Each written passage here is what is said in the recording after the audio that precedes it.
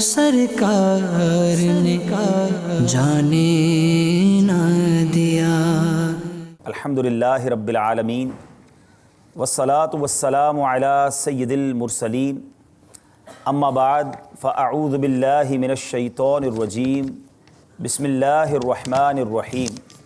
الصلاة والسلام علیک یا رسول اللہ وعلی آلک واصحابک یا حبیب اللہ۔ الصلاة والسلام علیک یا نبی اللہ وعلی آلک واصحابک یا نور اللہ۔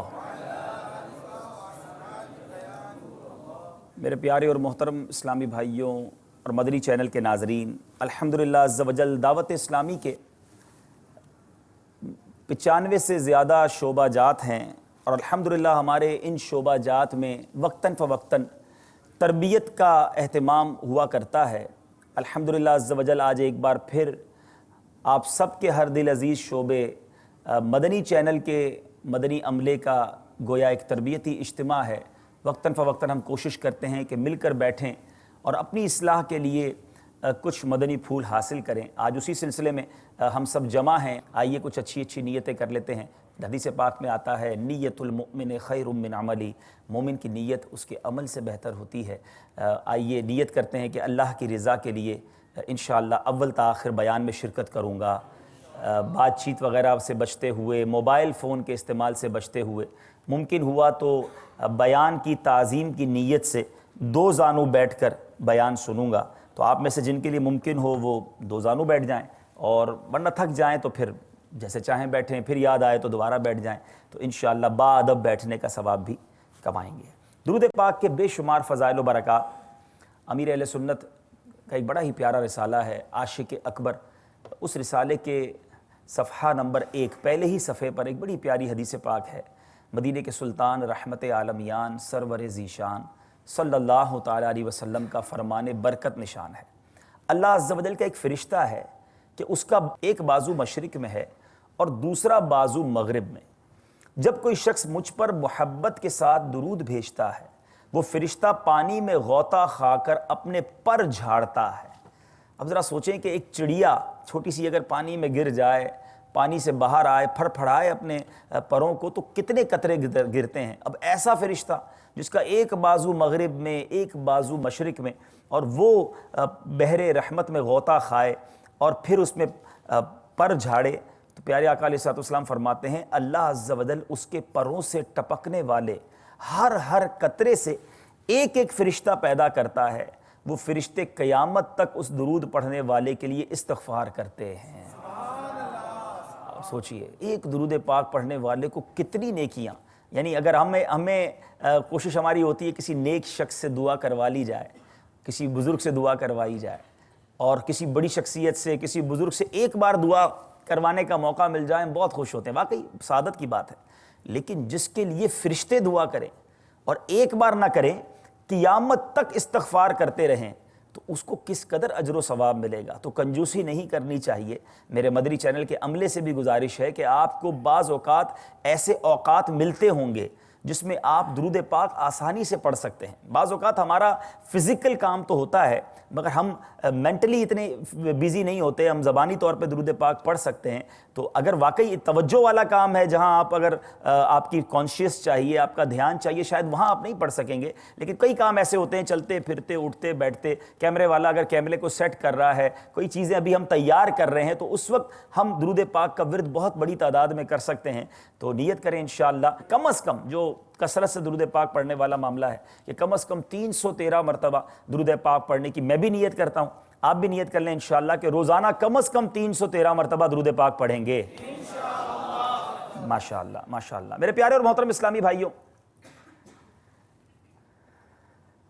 ایک نیک شخص کے گھر کی دیوار اچانک گر گئی، اسے بڑی پریشانی لاحق ہوئی، اور اسے دوبارہ بنوانے کے لیے کسی مزدور کی تلاش میں وہ گھر سے نکلا اور چوراہے پر جا پہنچا۔ وہاں اس نے مختلف مزدوروں کو دیکھا جو کام کے انتظار میں بیٹھے تھے۔ ان میں ایک نوجوان بھی تھا جو سب سے الگ تلگ کھڑا تھا، اس کے ہاتھ میں ایک تھیلا اور دوسرے ہاتھ میں تیشا تھا۔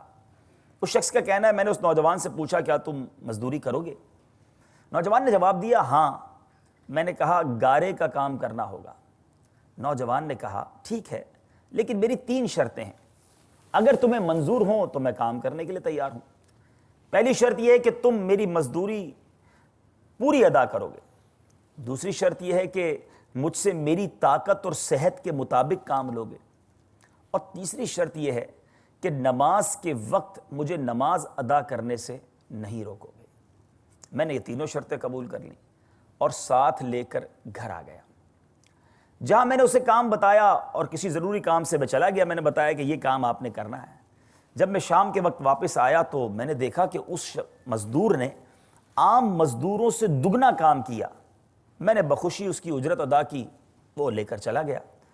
دوسرے دن میں اسی نوجوان کی تلاش میں دوبارہ چوراہے پر گیا، مجھے وہ نظر نہیں آیا۔ میں نے دوسرے مزدوروں سے اس کے بارے میں دریافت کیا تو انہوں نے بتایا کہ یہ نوجوان ہفتے میں 1 دن مزدوری کرتا ہے۔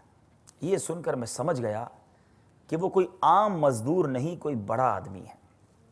میں نے ان سے ان کا پتہ معلوم کیا اور اس جگہ پہنچا تو دیکھا کہ وہ نوجوان زمین پر لیٹا ہوا تھا اور اسے سخت بخار تھا۔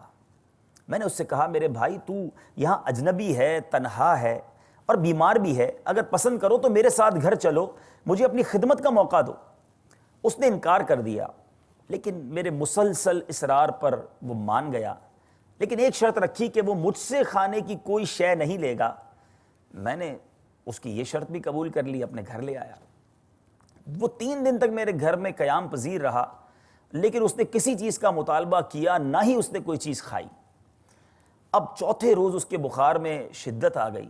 اس نے مجھے اپنے پاس بلایا اور کہا کہ میرے بھائی لگتا ہے اب میرا آخری وقت آ گیا ہے، میں مر جاؤں تو میری اس وصیت پر عمل کرنا کہ جب میری روح جسم سے نکل جائے تو میرے گلے میں رسی ڈالنا اور گھسیٹتے ہوئے باہر لے جانا اور اپنے گھر کے ارد گرد چکر لگانا اور یہ صدا دینا، لاش کو میری رسی ڈال کر گھسیٹنا، اپنے گھر کے گرد چکر لگانا اور پھر یہ آواز لگانا کہ لوگوں دیکھو اپنے رب تعالیٰ کی نافرمانی کرنے والوں کا یہ حشر ہوتا ہے۔ شاید اس طرح میرا رب عز و جل مجھے معاف فرما دے۔ جب تم مجھے غسل دے چکو تو مجھے انہی کپڑوں میں دفن کر دینا، پھر بغداد میں خلیفہ ہارون رشید کے پاس جانا اور یہ قرآن مجید اور انگوٹھی انہیں دینا اور میرا یہ پیغام بھی دینا کہ اللہ سے ڈرو، کہیں ایسا نہ ہو کہ غفلت اور نشے کی حالت میں موت آ جائے اور بعد میں تمہیں پچھتانا پڑے، لیکن پھر اس سے کچھ حاصل نہ ہوگا۔ عجیب و غریب وصیت کہ لاش کے ساتھ یہ کرنا اور پھر خلیفہ ہارون رشید کے پاس جا کر میرا یہ پیغام بھی دینا، یہ قرآن پاک اور یہ انگوٹھی بھی دینا۔ بہرحال وہ شخص کہتا ہے کہ یہ نوجوان مجھے وصیت کرنے کے بعد انتقال کر گیا۔ پہلے تو میں اس کی موت پر کافی دیر تک آنسو بہاتا رہا، پھر غمزدہ رہا، پھر نہ چاہتے ہوئے میں نے اس کی وصیت پوری کرنے کے لیے ایک رسی لی اور اس کی گردن میں رسی ڈالنے لگا۔ ابھی ارادہ کیا تھا تو کمرے کے ایک کونے سے آواز آئی، اس کے گلے میں رسی مت ڈالنا۔ کیا اللہ کے اولیاء سے ایسا سلوک کیا جاتا ہے؟ یہ سن کر میرے بدن پر کپ کپی طاری ہو گئی۔ یہ سننے کے بعد میں نے اس کے پاؤں کو بوسہ دیا اور کفن و دفن کا انتظام کرنے میں چلا گیا۔ اس کی تدفین سے فارغ ہوا، اس کے بعد اس کا وہ قرآن پاک کا جو نسخہ تھا وہ اور انگوٹھی لے کر میں خلیفہ کے محل کی جانب روانہ ہوا۔ وہاں جا کر میں نے اس نوجوان کا واقعہ ایک کاغذ پر لکھا۔ ظاہر خلیفہ تک پہنچنا تو آسان نہیں تھا، وہ پورا واقعہ لکھا اور محل کے داروغہ سے اس سلسلے میں بات کرنی چاہی۔ اس نے جھڑک دیا کہ تم کون ہوتے ہو خلیفہ سے ملنے والے؟ بہرحال اس نے اجازت تو نہیں دی، اپنے پاس بٹھا لیا۔ آخر کار میں نے وہ جب میرا رکا اندر گیا تو خلیفہ نے مجھے اپنے دربار میں طلب کیا اور کہنے لگا کیا میں اتنا ظالم ہوں کہ مجھ سے براہ راست بات کرنے کی بجائے رکے کا سہارا لیا؟ میں نے عرض کی اللہ تعالیٰ آپ کا اقبال بلند کرے، میں کسی ظلم کی فریاد لے کر نہیں آیا بلکہ ایک پیغام لے کر حاضر ہوا ہوں۔ خلیفہ نے اس پیغام کے بارے میں دریافت کیا تو میں نے وہ قرآن مجید اور وہ انگوٹھی نکال کر ان کے سامنے رکھ دی۔ خلیفہ نے جب یہ چیزیں دیکھی تو فوراً پوچھا کہ یہ تمہیں کس نے دیا ہے؟ میں نے عرض کی ایک گارا بنانے والے مزدور نے۔ خلیفہ نے ان الفاظ کو 3 بار دہرایا. گارا بنانے والے مزدور نے، گارا بنانے والا، گارا بنانے والا، یہ کہہ کر وہ رو پڑا. کافی دیر تک روتا رہا. پھر خلیفہ نے مجھ سے پوچھا وہ گارا بنانے والا اب کہاں ہے؟ تو میں نے جواب دیا وہ مزدور فوت ہو چکا ہے. یہ سن کر خلیفہ بے ہوش ہو کر گر گیا. عصر تک بے ہوش رہا. میں اس دوران بڑا حیران و پریشان کہ ایک وہ مزدور، ایسی حیران کن وصیت، وہ غیب سے ندا آنا، اور اب خلیفہ کے پاس جب یہ پیغام لایا ہوں تو خلیفہ کی حالت غیر ہے، اور روتے روتے خلیفہ بے ہوش ہو گیا. اب میں حیران و پریشان وہیں موجود رہا. پھر جب خلیفہ کو کچھ افاقہ ہوا تو مجھ سے دریافت کیا. اس کی وفات کے وقت تم اس کے پاس موجود تھے. میں نے اس بات میں سر ہلا دیا تو کہنے لگا کیا اس نے کوئی وصیت بھی کی تھی؟ میں نے اس نوجوان کی وصیت بتائی اور وہ پیغام بھی دیا جو نوجوان نے خلیفہ کے لیے چھوڑا تھا. جب خلیفہ نے یہ ساری باتیں سنی مزید غمگین ہو گیا. اپنا امامہ اپنے سر سے اتار دیا، اپنے کپڑے چاک کر ڈالے اور کہنے لگا اے مجھے نصیحت کرنے والے، اے میرے زاہد و پارسا، اے میرے شفیق. اسی طرح کے بہت سے القابات خلیفہ نے اس مرنے والے نوجوان کو دیے اور مسلسل آنسو بھی بہاتا رہا. یہ سارا معاملہ دیکھ کر میں مزید حیران پریشان کہ ماجرا کیا ہے. اب خلیفہ ایک عام سے مزدور کے لیے اتنا غمزدہ کیوں ہے؟ جب رات ہوئی تو خلیفہ نے مجھے اس کی قبر پر جانے کی خواہش کا اظہار کیا. میں اس کے ساتھ ہو لیا. خلیفہ چادر میں منہ چھپائے میرے پیچھے چلنے لگا. جب ہم قبرستان پہنچے تو میں نے ایک قبر کی طرف اشارہ کر کے کہا کہ یہ اس عابد نوجوان کی قبر ہے. خلیفہ اس کی قبر سے لپٹ کر رونے لگا. پھر کچھ دیر رونے کے بعد اس کی قبر کے سرہانے کھڑا ہو گیا اور مجھ سے کہنے لگا یہ نوجوان میرا بیٹا تھا، خلیفہ کا بیٹا تھا، میری آنکھوں کی ٹھنڈک اور میرے جگر کا ٹکڑا تھا.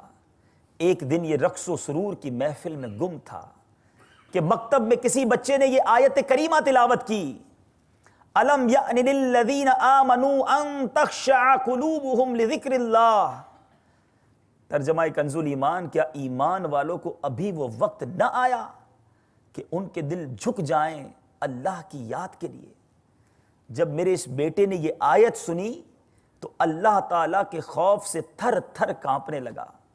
اس کی آنکھوں سے آنسوؤں کی جھڑی لگ گئی اور یہ پکار پکار کر کہنے لگا کیوں نہیں، کیوں نہیں. یہ کہتے ہوئے محل کے دروازے سے باہر نکل گیا. اس دن سے ہمیں اس کے بارے میں کوئی خبر نہ ملی، یہاں تک کہ آج تم نے اس کی وفات کی خبر دی ہے. اے میرے پیارے اسلامی بھائیوں، اے میرے مدنی چینل کے مدنی عملے کے اسلامی بھائیوں، مدنی چینل کے ناظرین، بادشاہ کا بیٹا شہزادہ ہوتا ہے. اب یہ خلیفہ کا شہزادہ، مگر قرآن پاک کی اس آیت نے، اور یہ وہ انقلابی آیت ہے میرے پیارے اسلامی بھائیوں، بہت سارے ہمارے اسلاف اس آیت کریمہ کو سن کر جن کی زندگی میں تبدیلی آئی. ترجمہ پھر سنیں، کیا ایمان والوں کو ابھی وہ وقت نہ آیا کہ ان کے دل جھک جائیں اللہ کی یاد کے لیے؟ گویا پکارا جا رہا ہے کہ کب پلٹو گے؟ کیا اب وہ وقت نہیں آیا کہ اللہ کی طرف لوٹ آؤ؟ اور یہ بدل گیا. یہ نوجوان کیسا بدلا. اور پھر موت کے وقت کی وہ وصیت یاد کریں کہ بقیہ زندگی عبادت میں گزارنے کے باوجود وصیت کیا کی کہ میری لاش کو گھسیٹنا اور بتانا لوگوں کو کہ اللہ کی نافرمانی کرنے والوں کا یہ حال ہوتا ہے، اور شاید اسی وجہ سے میرا رب مجھ پر رحم فرمائے. اے میرے پیارے اسلامی بھائیوں، ڈر والوں کی کیا بات ہے، اور تقوی، خوف، اللہ کا ڈر اختیار کرنا یہ نصیب والوں کا حصہ ہے. قرآن مجید فرقان حمید میں جا بجا ہمیں بتایا گیا ہے، ترغیب دلائی گئی ہے، احساس دلایا گیا ہے کہ اللہ سے ڈرو، تقوی اختیار کرو. اور یہ اتنی بڑی نعمت ہے میرے پیارے اسلامی بھائیوں. ہم بہت سارے معاملات پر گفتگو کریں کہ میں یہ بھی ٹھیک کر لوں، اس سے بھی بچ جاؤں، وہ معاملہ میرا ٹھیک ہو جائے، میں یہ بری عادت چھوڑ دوں، میرے اندر یہ پرابلم ہے جو دور نہیں ہوتی. سچ بتاؤں تو سمجھ ہی آتا ہے جب کتابوں میں پڑھیں کہ ان تمام بیماریوں کا ایک ہی علاج ہے. اگر خوف خدا دل میں پیدا ہو جائے، اگر تقوی مل جائے نا، تو پھر سارے پرابلم سالو ہو جائیں گے. ہر کام کرتے وقت اگر یہ احساس ہو جائے کہ میرا رب مجھے دیکھ رہا ہے، میں اللہ عز و جل کی بارگاہ میں جواب دہ ہوں، اے میرے پیارے اسلام بھائی ذرا قرآن پاک کی آیات سنیے. اللہ تبارک و تعالیٰ پارہ 28 سورہ الطلاق آیت نمبر 2 اور 3 میں ارشاد فرماتا ہے وَمَن يَتَّقِ اللَّهَ يَجْعَلْ لَهُ مَخْرَجًا وَيَرْزُقْهُ مِنْ حَيْثُ لَا يَحْتَسِبُ. ترجمہ کنز الایمان، جو اللہ سے ڈرے اللہ اس کے لیے نجات کی راہ نکال دے گا، راہ مل جائے گی اسے، اور فرمایا اور اسے وہاں سے روزی دے گا جہاں اس کا گمان نہ ہوگا. آج لوگ کہتے ہیں جناب روزی میں بڑی مشکل ہے، ہاتھ بڑا تنگ ہے، پورا نہیں ہوتا. قرآن کہتا ہے وہاں سے روزی ملے گی جہاں اس کا گمان بھی نہ ہوگا. کسے؟ جو اللہ سے ڈرے.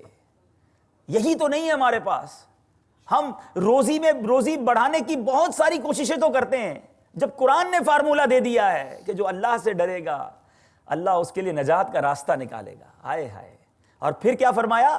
اس کو وہاں سے روزی دے گا جہاں اس کا گمان نہ ہوگا. مزید سنیے میرے پیارے اسلامی بھائیوں، اللہ تبارک و تعالی قرآن مجید فرقان حمید میں کیا ارشاد فرماتا ہے واللہ ولی المتقین، اور ڈر والوں کا دوست اللہ.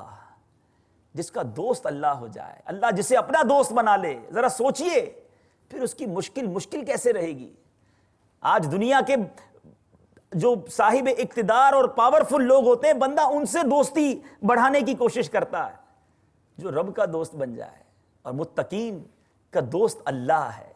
تقوی اس قدر پیاری نعمت ہے. اور سنیے ایک اور جگہ قرآن مجید میں ارشاد ہوتا ہے سورہ بقرہ آیت نمبر 194 میں وَاعْلَمُوا أَنَّ اللَّهَ مَعَ الْمُتَّقِينَ، اور جان رکھو کہ اللہ ڈر والوں کے ساتھ ہے. اللہ جس کے ساتھ ہو جائے اس کے مسائل تو ختم ہو گئے نا. دنیا میں بھی چین اور آخرت میں بھی چین. ایک ہی چیز اپنانی ہے، وہ ہے تقوی. ایک اور جگہ ارشاد ہوتا ہے مثل الجنت التی وعد المتقون، احوال اس جنت کا جس کا وعدہ پرہیزگاروں سے ہے. ایک اور جگہ ارشاد ہوتا ہے بے شک ڈر والوں کے لیے ان کے رب کے پاس چین کے باغ ہیں. کہیں جنت کا وعدہ ہے، کہیں نجات کی راہ دکھائی جانے کی امید ہے، کہیں اللہ نے اپنا دوست بنانے کی نوید سنائی ہے. اے تقوی اختیار کرنے والوں تمہیں مبارک ہو. اور ہم وہ لوگ جو اللہ کے ڈر سے دور زندگی گزار رہے ہیں، بے خوف بے باک. نہیں میرے پیارے اسلامی بھائیوں، یہ اچھی زندگی نہیں ہے.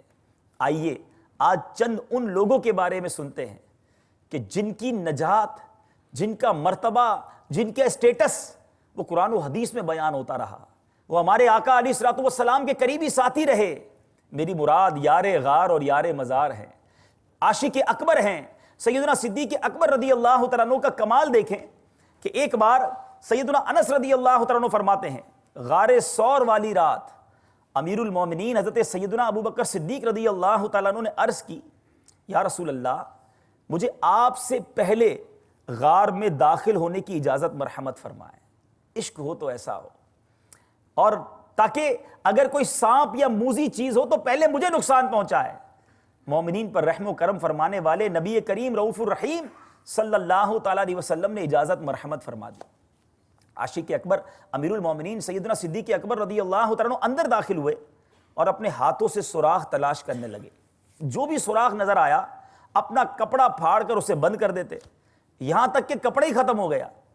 اب ایک سوراخ ابھی باقی تھا، آپ نے اس پر اپنے پاؤں کی ایڑی رکھ دی. پھر اللہ عز و جل کے حبیب لبیب صلی اللہ تعالیٰ علیہ وسلم غار میں داخل ہوئے. صبح ہوئی تو حضور نبی کریم شفیع امت صلی اللہ تعالیٰ علیہ وسلم نے دریافت فرمایا اے ابو بکر تمہارا کپڑا کہاں ہے؟ امیر المومنین سیدنا ابو بکر صدیق رضی اللہ تعالیٰ عنہ نے سارا معاملہ عرض کر دیا. اب ذرا سوچیں، میں اور آپ دعا کرتے ہیں کہ اللہ تبارک و تعالیٰ ہمیں جنت میں آقا کا پڑوس عطا فرمائے. یہ ہماری دعا ہے نا، اللہ قبول فرمائے.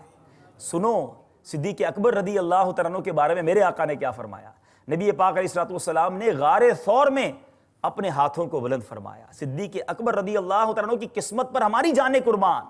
نبی پاک نے دعا کی اللہم اجعل ابا بکر معی فی درجتی یوم القیامہ، یعنی اے اللہ عز و جل قیامت کے دن ابو بکر کو جنت میں میرے ساتھ جگہ عطا فرما. امتی دعا کرے کہ آقا کا پڑوس مل جائے، یہ امتی کرتا رہتا ہے. ارے اس امتی کی قسمت پر قربان کہ میرے آقا دعا کر رہے ہیں کہ یا اللہ قیامت کے دن ابو بکر کو جنت میں میرے ساتھ جگہ عطا فرما. اور سنیے یہ دعا ہوتی ہے اللہ عز و جل نے اپنے حبیب علیہ الصلوۃ والسلام کی طرف وحی فرمائی کہ بے شک تمہارے رب نے تمہاری دعا قبول فرما لی ہے۔ یعنی آپ سوچیں مطلب مرتبہ کیا تھا۔ اور ابھی پچھلے دنوں امیر اہل سنت نے مدنی مذاکرے میں ایک شہید ہوئے تھے اسلامی بھائی بغداد شریف میں، جن کی شہادت ہوئی ایک عالم دین کی۔ میں مدنی خبروں میں دیکھ رہا تھا، باپا نے جب ان کی وہاں پر ان کے لیے تعزیت وغیرہ فرمائی تو اس میں جو جملے فتاوی رضویہ شریف سے آپ نے ارشاد فرمائے تھے، اس کا مفہوم کچھ یوں تھا کہ اعلیٰ حضرت نے لکھا کہ جہاں جس کی تدفین ہوتی ہے اس کی تخلیق اسی مٹی کو بھی شامل کر کے کی جاتی ہے۔ تو نبی پاک علیہ الصلوۃ والسلام کی جس جگہ پر آج روضہ انور ہے، وہیں کی مٹی میرے آقا علیہ الصلوۃ والسلام کو جب بنایا گیا ہوگا ان کی جسم اطہر کو، تو وہ مٹی اس میں شامل کی گئی۔ تو امیر اہل سنت نے یہ فرمایا کہ سیدنا صدیق اکبر رضی اللہ تعالیٰ عنہ اور سیدنا عمر فاروق رضی اللہ تعالیٰ عنہ کی تخلیق بھی اسی مٹی سے کی گئی تھی، کیونکہ ان کو وہیں مزار شریف میں جگہ ملی نا، میرے آقا کے ساتھ حجرہ مقصورہ میں موجود ہیں۔ اعلیٰ حضرت نے یہ فتاوی رضویہ میں کچھ اس طرح کا مفہوم لکھا۔ میں جب یہ سنا الحمدللہ، اس وقت میں مدینہ منورہ میں تھا، میں نے وہاں اسلامی بھائیوں کو بتایا، میں آپ کو بتا نہیں سکتا دل کی کیا کیفیت تھی کہ یار یہ کتنے مرتبے والے لوگ ہیں کہ جن کی تخلیق کے وقت وہی مٹی استعمال کی گئی جو نبی پاک علیہ الصلوۃ والسلام کے لیے اس میں سے استعمال کی گئی تھی۔ آپ سوچیں اتنا قرب، اور اب ان خوش نصیبوں کا حال دیکھیں۔ اے میرے پیارے اسلامی بھائیوں، جو ہم بے خوف زندگی گزارتے ہیں نا، وہ ذرا سوچیں۔ حضرت سیدنا زید بن ارقم رضی اللہ تعالیٰ عنہ بیان کرتے ہیں، امیر المومنین سیدنا ابو بکر صدیق رضی اللہ تعالیٰ عنہ نے پینے کے لیے پانی طلب فرمایا، تو ایک کٹورے میں پانی اور شہد پیش کیا گیا۔ امیر المومنین حضرت سیدنا صدیق اکبر رضی اللہ تعالیٰ عنہ نے اسے اپنے منہ کے قریب کیا تو رو پڑے، حاضرین کو بھی رلا دیا۔ آپ تو خاموش ہو گئے لیکن لوگ روتے رہے۔ یہ حالت دیکھ کر آپ پر پھر رقت طاری ہو گئی، آپ دوبارہ رونے لگے۔ اب یہاں تک کہ حاضرین کو گمان ہوا کہ وہ اب رونے کا سبب بھی دریافت نہیں کر سکیں گے۔ کچھ دیر بعد افاقہ ہوا تو لوگوں نے عرض کی کس چیز نے آپ کو اس قدر رلایا ہے؟ تو امیر المومنین سیدنا صدیق اکبر رضی اللہ تعالیٰ عنہ نے ارشاد فرمایا، میں ایک مرتبہ حضور نبی اکرم صلی اللہ تعالیٰ علیہ وسلم کے ساتھ تھا، آقا علیہ الصلوۃ والسلام اپنے آپ سے کسی چیز کو دور کرتے ہوئے فرما رہے تھے، مجھ سے دور ہو جا، مجھ سے دور ہو جا، لیکن مجھے آقا علیہ الصلوۃ والسلام کے پاس کوئی چیز نظر نہیں آ رہی تھی۔ تو میں نے عرض کی یا رسول اللہ صلی اللہ علیہ وسلم، کس چیز کو آپ اپنے آپ سے دور فرما رہے ہیں؟ مجھے تو کوئی چیز آپ کے پاس نظر نہیں آ رہی۔ تو سرکار دو جہاں صلی اللہ تعالیٰ علیہ وسلم نے ارشاد فرمایا، یہ دنیا تھی جو بن سنور کر میرے سامنے آئی تو میں نے اس سے کہا مجھ سے دور ہو جا، وہ ہٹ گئی۔ اس نے کہا اللہ عز و جل کی قسم، آپ تو مجھ سے بچ گئے لیکن آپ صلی اللہ تعالیٰ علیہ وسلم کے بعد آنے والے نہ بچ سکیں گے۔ پھر آپ رضی اللہ تعالیٰ عنہ نے فرمایا، مجھے خوف لاحق ہوا کہ دنیا مجھ سے چمٹ گئی ہے، بس اسی بات نے مجھے رلا دیا۔ اے میرے پیارے اسلامی بھائیوں، یہ وہ لوگ تھے جنہوں نے جنت کی بشارت نبی پاک علیہ الصلوۃ والسلام سے دنیا میں پیارے آقا کی زبانی سنی، مگر اس خوف میں مبتلا رہتے کہ کہیں دنیا میں نہ مبتلا ہو جائیں، کہیں اللہ تبارک و تعالیٰ کی ناراضی نہ ہو جائے۔ اے میرے پیارے اور محترم اسلامی بھائیوں، اسی طرح سیدنا عمر فاروق رضی اللہ تعالیٰ عنہ خلیفۃ المسلمین امیر المومنین، میرے آقا کا فرمان یاد رہے، میرے آقا فرماتے ہیں میرے بعد کوئی نبی ہوتا تو عمر ہوتا۔ حضرت عمر رضی اللہ تعالیٰ عنہ کے بارے میں کچھ اس طرح کا ارشاد بھی ملتا ہے کہ عمر جس گلی سے گزر جائے رضی اللہ تعالیٰ عنہ، اس گلی سے شیطان نہیں گزرتا، ایسا مرتبہ۔ اور آپ کے بارے میں آتا ہے کہ آپ کے پاس ایک رجسٹر تھا، آپ اس میں اپنے ہفتہ وار اعمال لکھا کرتے، جب جمعے کا دن آتا تو اپنے اعمال کا جائزہ لیتے۔ یہ جو فکر مدینہ کروائی جاتی ہے، ہمیں کہا جاتا ہے کہ اپنے اعمال کا جائزہ لو، یہ طریقہ فاروقی ہے۔ آپ جمعے کو اپنے اعمال کا جائزہ لیتے اور جس عمل کو اپنے گمان میں رضا الہی کے لیے نہ پاتے خود کو درہ مارتے اور فرماتے تم نے یہ کام کیوں کیا؟ جب آپ کا وصال ہو گیا تو لوگ آپ کو غسل دینے لگے تو دیکھا کہ آپ کی پیٹھ اور پہلوؤں پر کوڑوں کے نشانات ہیں۔ حضرت عمر رضی اللہ عنہ کو یہ حال۔ اے میرے پیارے اسلامی بھائیوں، اسی طرح حضرت سیدنا عبداللہ بن عیسیٰ رحمۃ اللہ تعالی علیہ سے روایت ہے کہ امیر المومنین سیدنا عمر فاروق اعظم رضی اللہ عنہ کے چہرے اقدس پر بہت زیادہ گریہ و زاری کے سبب 2 سیاہ لکیریں پڑ گئی تھیں۔ یہ کیوں روتے تھے؟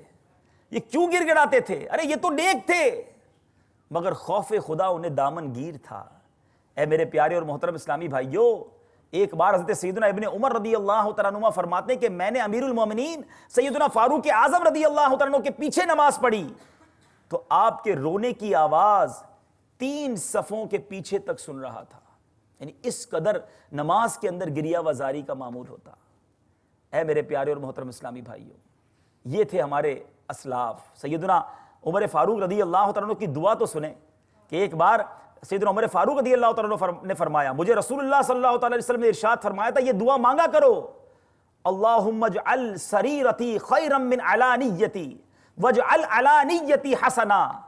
یا اللہ میرے باطن کو میرے ظاہر سے بھی بہتر بنا دے اور میرے ظاہر کو اور اچھا کر دے. یہ جو بار بار امیر اہل سنت کی دعائیں ہم سنتے ہیں نا کہ ظاہر اچھا ہے باطن برا ہے، یا خدا تجھ سے میری دعا ہے، یہ ہمارے بزرگوں کا طریقہ، نبی پاک کی تعلیم ہے کہ باطن کو ظاہر سے اچھا کر دے. ہمارا حال یہیں آ کر پرابلم ہو جاتا ہے میرے پیارے اسلامی بھائیوں. ظاہر تو اچھا ہے لیکن باطن کا حال کیا ہے؟ یہ اسلاف کے واقعات، یہ بزرگوں کے واقعات، یہ آپ نے پہلے بھی سنے ہوں گے. آپ میں سے میں سمجھتا ہوں کئی مبلغین ہیں، کئی مفتشین ہیں، بیانات کو تفتیش کرتے ہیں، لیکن ہم جمع ہو کر بار بار ان واقعات کی تکرار اسی لیے کرتے ہیں کہ اگر گرد پڑ گئی ہے، توجہ ہٹ گئی ہے، پھر گناہوں کی طرف اگر ذہن بنتا جا رہا ہے تو توبہ کریں، اپنے اندر پھر خوف خدا پیدا کریں. یہ وہ نعمت ہے جس کو ہم نے چھوڑنا نہیں ہے. اے میرے پیارے اور محترم اسلامی بھائیوں، مولا علی کرم اللہ تعالی وجہ الکریم، کیسے کیسے فضائل ہیں آپ کے ہیں. میں علم کا شہر ہوں، علی اس کا دروازہ ہے. کیسے کیسے فضائل. مگر مولا علی کرم اللہ تعالی وجہ الکریم کے بارے میں سنیے کہ حضرت سیدنا درار کنانی فرماتے ہیں کہ میں خدا کو گواہ بنا کر کہتا ہوں کہ میں نے امیر المومنین سیدنا علی کرم اللہ تعالی وجہ الکریم کو کئی مرتبہ دیکھا اس وقت کہ جب رات کی تاریکی چھا رہی ہوتی، ستارے ٹمٹما رہے ہوتے، آپ اپنے محراب میں لرزاں اور ترساں اپنی داڑھی مبارک تھامے ہوئے ایسے بے چین بیٹھے ہوتے گویا زہریلے سانپ نے ڈس لیا ہو. آپ غم کے ماروں کی طرح روتے اور بے اختیار ہو کر اے میرے رب، اے میرے رب پکارتے. پھر دنیا سے مخاطب ہو کر فرماتے تو مجھے دھوکے میں ڈالنے کے لیے آئی ہے، میرے لیے بن سنور کر آئی ہے، دور ہو جا، کسی اور کو دھوکہ دینا.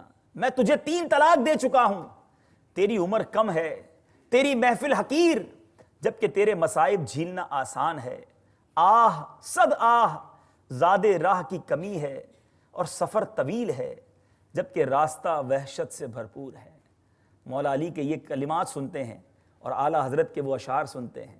راہ پرخار ہے کیا ہونا ہے، پاؤں افگار ہیں کیا ہونا ہے، دور جانا ہے رہا دن تھوڑا. اے میرے پیارے اسلامی بھائیو، ذرا غور کیجئے، ہمیں وہ آخرت کیوں بھول جاتے ہیں؟ ہم اس چینل سے وابستہ ہیں، ہم اس ماحول سے وابستہ ہیں جہاں آ کر لوگوں کی آخرت بنتی جا رہی ہے، جہاں لوگ نیک ہوتے جا رہے ہیں. کہیں ایسا تو نہیں کہ اس خوبصورت چراغ تلے ہم اندھیرے میں مبتلا ہیں، ہم اپنے کاموں کی مصروفیت میں اپنی آخرت کو کہیں بھلائے تو نہیں بیٹھے؟ یہ خوف خدا، یہ اللہ سے ڈرنا، یہ مجلس کچھ کر لے گی، ہمارا نگران ہمیں دیکھ لے گا، یہ کیمرہ لگا دیا گیا ہے تو ہمیں اب سیدھا چلنا پڑے گا، یہ سوچنا چھوڑ دو. کوئی دیکھے نہ دیکھے، مجھے میرا رب دیکھ رہا ہے، مجھے اس کو جواب دینا ہے. یہاں کوئی بھی بات بنا لوں گا نا، نہیں ایسا نہیں تھا، میں نے ایسا نہیں کیا، غلط فہمی ہوئی ہے، مگر وہاں نہیں بات بنانے کی مجال، چارہ اقرار ہے کیا ہونا ہے. وہاں کوئی بات نہیں بنا سکیں گے.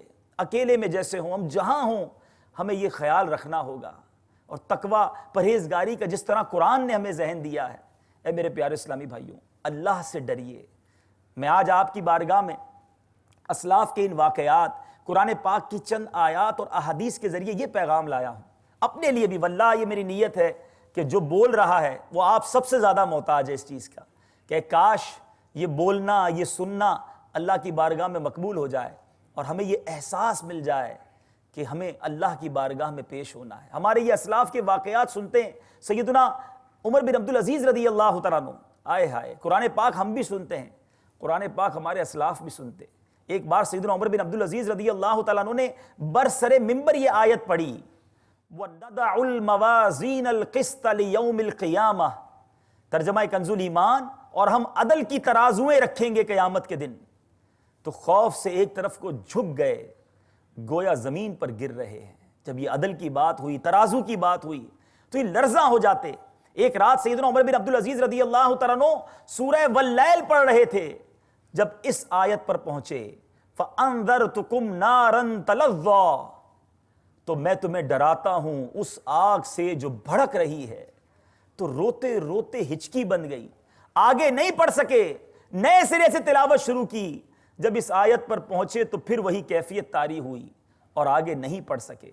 بالآخر یہ سورت چھوڑ کر دوسری سورت پڑھی۔ یہ قرآن پڑھتے ہوئے رونا، قرآن سنتے ہوئے رونا، یہ ترغیب ہے میرے آقا علیہ الصلوۃ والسلام کی۔ نبی پاک علیہ الصلوۃ والسلام اس کی ترغیب دلاتے۔ چنانچہ سیدنا جریر بن عبداللہ رضی اللہ تعالیٰ عنہ سے روایت ہے کہ نبیوں کے سرور، مدینے کے تاجور صلی اللہ تعالیٰ علیہ وسلم نے ہم سے فرمایا، میں تمہارے سامنے سورہ تکاثر پڑھتا ہوں، تم میں سے جو روئے گا وہ جنت میں داخل ہوگا۔ چنانچہ میرے آقا علیہ الصلوۃ والسلام نے اسے پڑھا۔ ہم میں سے کچھ تو روئے، کچھ نہ روئے۔ جو نہیں رو سکے انہوں نے عرض کی، یا رسول اللہ صلی اللہ تعالیٰ علیہ وسلم، ہم نے رونے کی کوشش کی مگر رو نہ سکے۔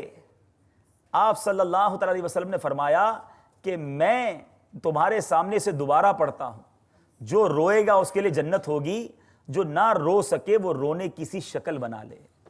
اللہ اللہ، کاش ہمیں قرآن سنتے وقت رونا آئے، ہمیں حقیقی رونا ہے۔ ہمارا رونا بھی بعض اوقات میرے پیارے اسلامی بھائیوں لوگوں کو دکھانے کے لیے ہوتا ہے۔ کیا ہم اکیلے میں روتے ہیں؟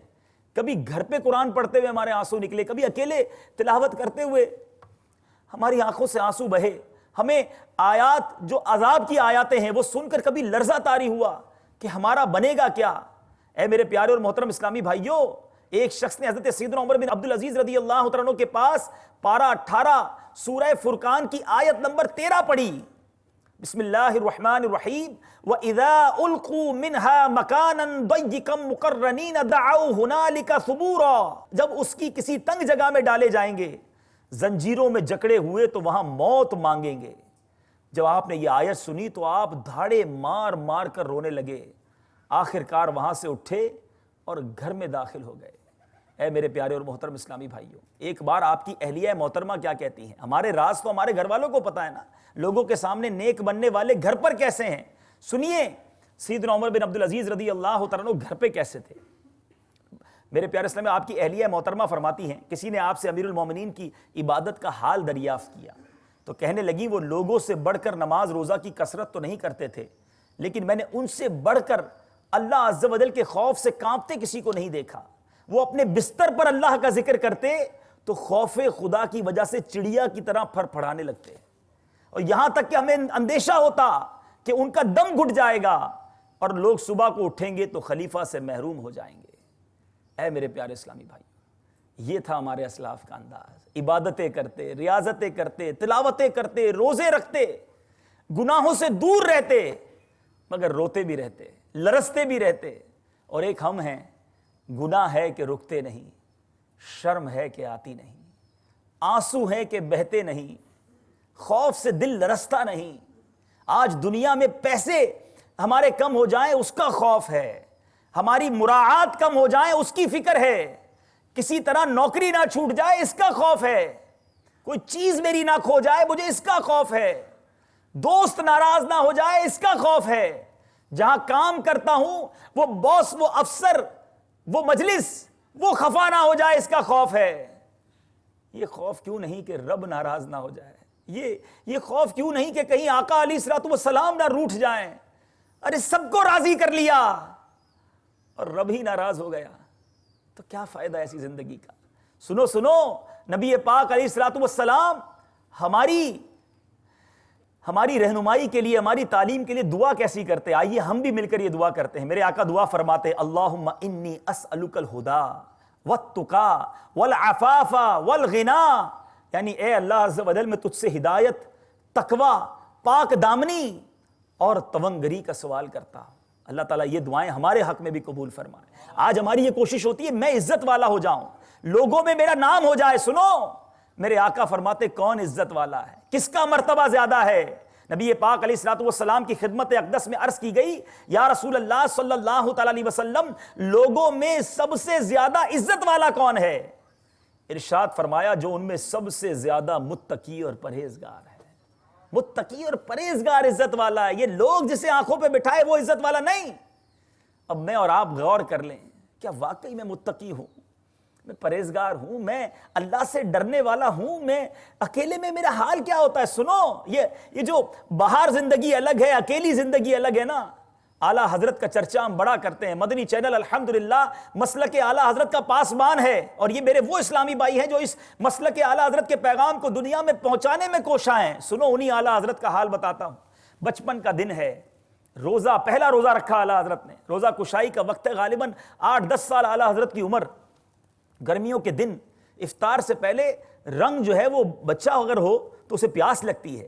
آپ کے والد صاحب ایک الگ کمرے میں لے گئے، فیرنی کا پیالہ اٹھایا، بیٹا اس کو کھا لو. کہا ابو جان میرا تو روزہ ہے. تو کہا دروازہ بند ہے، بچوں کا روزہ ایسا ہی ہوتا ہے.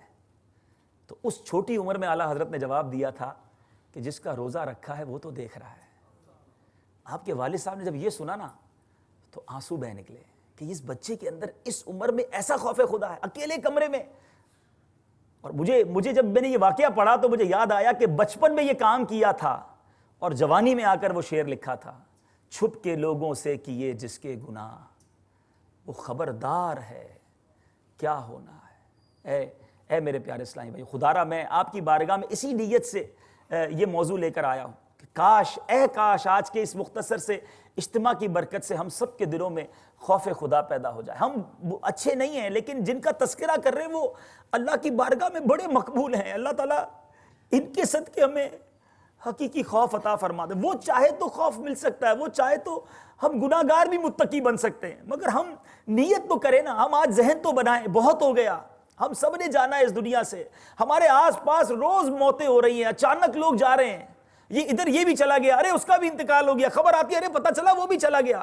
یہ جو وہ چلا گیا، یہ چلا گیا، قریب کا بندہ قبر میں چلا گیا. یہ کیوں نہیں سوچتے کہ کل ہمارے بارے میں ہو سکتا ہے یہ اعلان ہو کہ وہ بھی چلا گیا. چلا گیا تو کیا لے کر گیا؟ کہیں خالی ہاتھ تو نہیں چلا گیا، کہیں رب کو ناراض کر کے تو نہیں چلا گیا، کہیں اپنی من مانی کر کے، چھپ چھپ کر گناہ کر کے، اکیلے میں اللہ کو ناراض کر کے تو نہیں چلا گیا. خدا رہا کہیں ایسا نہ ہو کہ ہم جائیں اور پھر قبر میں یہ پچھتاوا ہو کہ ایسے پیارے ماحول میں رہ کر، ایسے خوبصورت اور مدنی چینل والوں کے ساتھ رہ کر بھی میں نہ سدھر سکا. چاروں طرف لوگ سدھرتے گئے، گناہ چھوڑتے گئے. کبھی مدنی انقلاب سلسلہ دیکھتا کہ شرابی نے شراب چھوڑ کر نماز اختیار کر لی، بدکار بدکاری چھوڑ کر متقی پرہیزگار بن گیا، اور میں اسی ماحول میں رہ کر نہ سدھر سکا. نہیں میرے پیارے اسلامی بھائیوں، ظاہر پر نہ جاؤ، کبھی بھی اطمینان کی کیفیت نہ آنے دیں. آپ نے دیکھا کہ عمر بن عبدالعزیز رضی اللہ تعالیٰ عنہ، سیدنا عمر فاروق، سیدنا ابوبکر صدیق، یہ وہ اصحاب یہ آخر وقت تک لرزاں رہے.